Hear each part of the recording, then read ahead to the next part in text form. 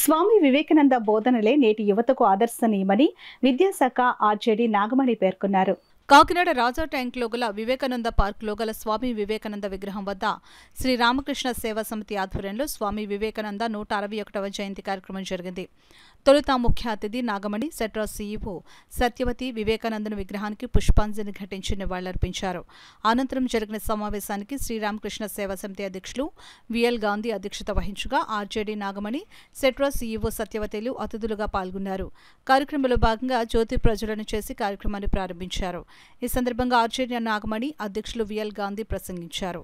కార్యక్రమంలో భాగంగా వివేకానంద జయంతిని పురస్కరించుకుని విద్యార్థులకు నిర్వహించిన పోటీలలో విజేతలకు అతిథులు బహుమతులు అందజేశారు. యడమిల్లి కృష్ణ వివేకానంద ఆర్థిక సాయంతో పేదలకు దుప్పట్లు పంపిణీ చేశారు. కార్యక్రమంలో రామకృష్ణ సేవా సమితి ట్రెజరర్ కోసూరు రామకృష్ణ, సభ్యులు సతీష్, పరివర్తన అధ్యక్షులు Vakkalanka Ramakrishna, Indian red cross society secretary Sivaramakrishna, Ramakrishna public school correspondent KSN Sharma, HM Apparao తదితరులు పాల్గొన్నారు.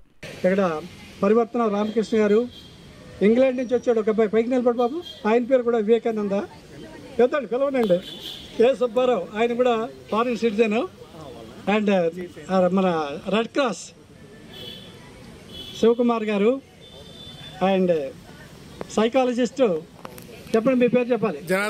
జనార్దన్ గారు. అండ్ యూనియర్ ఇది మన కేసర్ శ్రీనివాస్ గారు, డాక్టర్ ఆనంద్ గారు, మా సభ్యులు సీనియర్ లెక్చరర్ ప్రిన్సిపాల్ గారు చేసినటువంటి మన రాధాకృష్ణ గారు, వీళ్ళందరూ కూడా పేరు పేరున చేస్తున్నాను. జన్మించి ఆయన జీవించింది అతి తక్కువ కాలమే, కానీ ప్రపంచ దేశాలలో స్వామి వివేకానంద గారికి ఉన్న పేరు, ఆయనకున్న కీర్తి ప్రతిష్టలు కానివ్వండి, చికాగోలో ఆయన చేసిన ఉపన్యాసం కానీ ఎవ్వరు కూడా ఈరోజు మర్చిపోలేరు. సార్ ఆల్రెడీ చెప్పారు, ఆయన అంతా ప్రపంచం అంతా కూడా తిరిగి వస్తూ ఇంతకుముందు భారతదేశాన్ని నేను ప్రేమించేవాడిని, కానీ అన్ని దేశాలు చూసి వచ్చిన తర్వాత భారతదేశంలో నా మట్టిని కూడా ప్రేమిస్తున్నానని చెప్పిన మహోన్నత వ్యక్తి.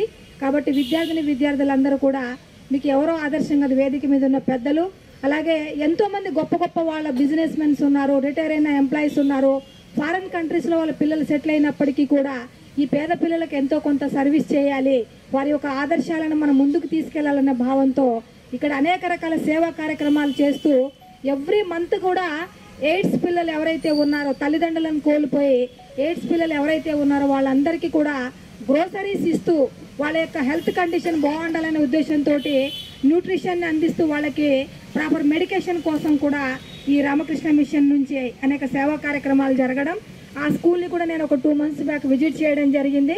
నిజంగా నాకు చాలా ఆనందం అనిపిస్తుంది.